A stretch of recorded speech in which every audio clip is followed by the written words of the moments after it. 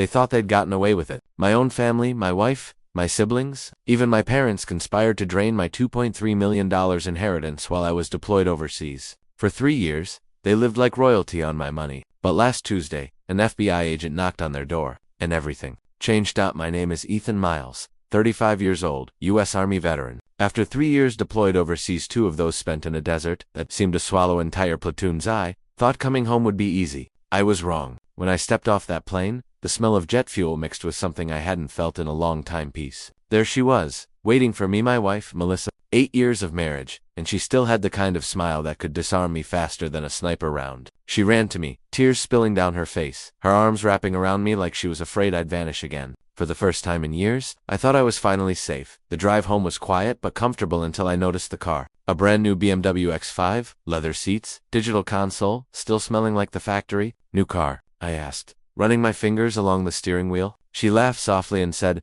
"Yeah, Lee's deal came through while you were gone. Nothing crazy. Nothing crazy." That's what she said when we pulled into the driveway. Only it wasn't the same house I remembered leaving behind. Ours had been a small 2-bedroom with a cracked driveway and a porch that creaked under your weight. This was a villa, clean lines, white walls, a pool shimmering under the afternoon sun. "Melissa," I started, but she cut me off with a kiss on the cheek. "Don't worry about it, babe," she whispered. "You've been gone long enough. Just enjoy being home." I should have asked more questions. I should have listened to that whisper in the back of my mind. But after 3 years of war, you start craving normalcy more than the truth. I told myself maybe she'd gotten a promotion, or maybe the markets had been kind. I didn't want to break the illusion of peace. A week later, my older brother Ryan threw me a welcome home barbecue. He used to be the type who borrowed money just to fill his gas tank. Now, he had a brand new truck, a 5-bedroom home, and a smile that reeked of smugness. My younger sister Claire showed up in a car that cost more than my first deployment bonus, wearing designer jewelry she could barely pronounce. Even my parents, who'd always lived modestly, talked about their upcoming bucket list trip to Italy. I laughed and said, "Looks like everyone hit the jackpot while I was gone." Ryan smirked, raised his beer, and said, "Guess life's good sometimes, huh?" Everyone laughed, but I noticed their eyes. Quick, uneasy glances at each other, like I'd stepped into a room full of people hiding the same secret. That night, when Melissa and I were alone, I finally asked about my trust fund. My grandmother had left me $2.3 million after she passed a lifetime of hard work, saved for her only grandson, who, in her words, never asked for anything. Before the first deployed, I'd made a stupid, trusting decision. I gave Melissa power of attorney so she could handle finances while I was away. "Hey," I said softly, "how's the trust fund doing? I haven't checked in since before I left." She froze for a moment, then sighed. "Ethan, the markets have been brutal. I've been moving things around, trying to keep us afloat. We're down, but not out." I frowned. "How down are we talking?" She pulled out her phone, opened a PDF with neat little tables and graphs. "About 180,000 left. But we'll recover, I promise." My chest felt hollow. From 2.3 million to 180. I wanted to believe her. I told myself it made sense. Maybe she'd invested poorly. Maybe the economy had crashed. And then, like the fool I was, I said, "If you did what you thought was right, I trust you." She smiled. That same, gentle smile that had once been the reason I survived war. And she leaned forward, kissed me on the cheek, whispering, "You always do." Months passed, and I tried to let it go. Tried to focus on adjusting to civilian life, sleeping without flinching at sudden noises, learning how to breathe without sand in my lungs. But one day, everything started to unravel in the most ordinary way possible. I was at the grocery store, reaching for milk, when I heard a voice behind me say, "Ethan, that you?" It was Mr. Callahan, my grandmother's old estate lawyer, the man who'd handled her will. We exchanged a few pleasantries, and then he said something that made my stomach drop through the floor. "Hope you're enjoying those quarterly distributions," he said with a grin. I blinked. He frowned. "From your trust? You should have been getting them every 3 months. Unless you closed the account early." My chest tightened. "I haven't received anything." His smile vanished. "You haven't, Ethan. That account was structured so that only you could access it. No one else, who had power of attorney while you were overseas." I swallowed. "My wife?" He went pale. "You need to come see me tomorrow morning." That night, I couldn't sleep. I lay in bed, watching Melissa breathe, every exhale sounding like a lie. My mind ran in circles. The car, the house, the jewelry, my siblings' sudden wealth, the vacations, every thread connected, weaving a tapestry of betrayal I hadn't been ready to see. By dawn, I'd already made my decision. At Callahan's office, he printed out hundreds of pages of financial records, transactions, wire transfers, cash withdrawals, every single one authorized by Melissa, signed with her looping, careful handwriting. The trail led not just to her accounts, but to my brothers, my sisters, even my parents. The money hadn't just disappeared, it had been distributed. They'd taken my grandmother's legacy, split it like scavengers over a carcass. I sat there in silence, staring at the paper. This is theft, I finally said. Callahan nodded grimly. It's worse than that. It's conspiracy. That night, I confronted Melissa. I set my phone on the table, recording. My voice was calm, almost gentle. I talked to Mr. Callahan today. Her eyes flickered, just for a second. He said I should have been getting trust fund distributions. Her hand froze halfway to her mouth. Ethan, I can explain, then explain. What followed was the kind of confession that could rot your soul. She said it started as helping family, that Ryan needed money for a business. Claire had debts. My parents had medical bills. But then the money became convenience, and convenience became greed. You were gone, she said, tears streaking down her face. You didn't need it. We thought we'd make more, then put it back before you got home. It got out of control. I stared at her.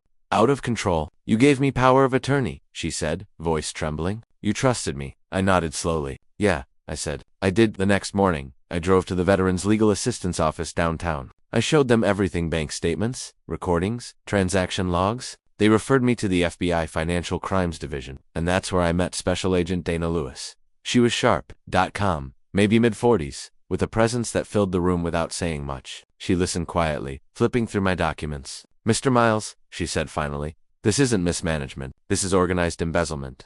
For months, we worked together. She gathered evidence, subpoenaed records, traced offshore accounts. I played along at home, pretending everything was fine, pretending I forgave Melissa, pretending I believed her apologies. Every night, I'd sit outside by the pool and stare at my reflection. The water shimmered .com and deceptive, just like her, just like all of them.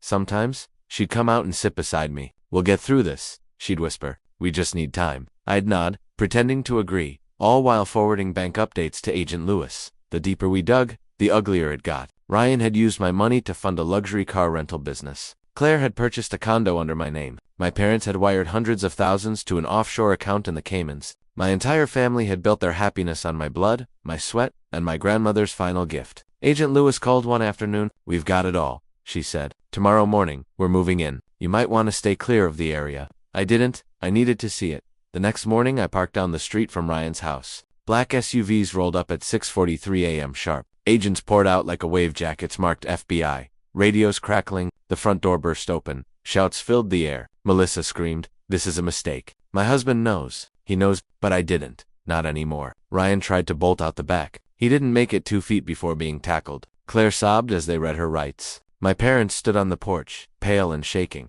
Agent Lewis approached me quietly, her face unreadable. "You don't have to watch this," she said softly. "I do," I replied. "I need to see it end." Melissa saw me then. Her eyes locked on mine. Fury, disbelief, and something like heartbreak all mixed together. "You did this," she shouted. I stared back, steady. "No," I said. "You did." She screamed something else, but I couldn't hear her anymore. It was like the world had gone silent. I just stood there watching the people I used to call family being taken away in handcuffs.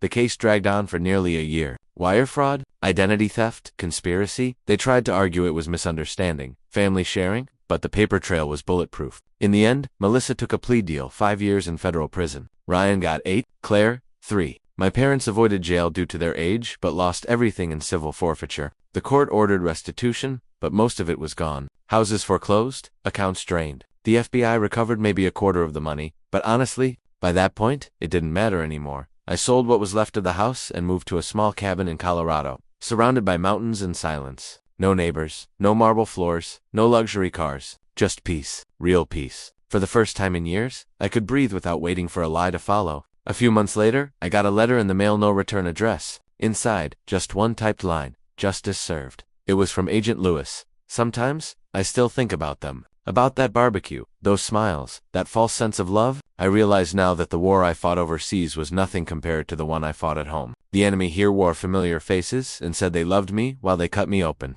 Betrayal changes you. It doesn't just make you bitter, it makes you cold. It teaches you that blood isn't family, loyalty isn't guaranteed, and trust is just a loaded weapon you hand to someone else. People ask me if I regret turning them in. My answer? Not for a second. Because the day they drained my bank account, they thought they'd taken everything. But what they didn't realize was that I've survived worse. I've been shot at, starved, buried in sand, and left for dead. You can't break a man who's already crawled out of his own grave. They took my money, sure, but they reminded me who I really am: a soldier. And soldiers don't give up. We adapt, we rebuild. And sometimes, we strike back. So, when when that FBI agent knocked on their door, it wasn't just justice, it was the sound of every lie collapsing under its own weight. They thought they'd gotten away with it. My own family, my wife, my siblings, my parents, for 3 years, they lived like royalty on my inheritance. But when the truth came out, when those blue jackets flooded the street, when I finally saw their faces as they realized it was over, that's when I knew Grandma's legacy wasn't gone. It had just taken a different form. Not money, not property, but clarity, strength, and closure. Now,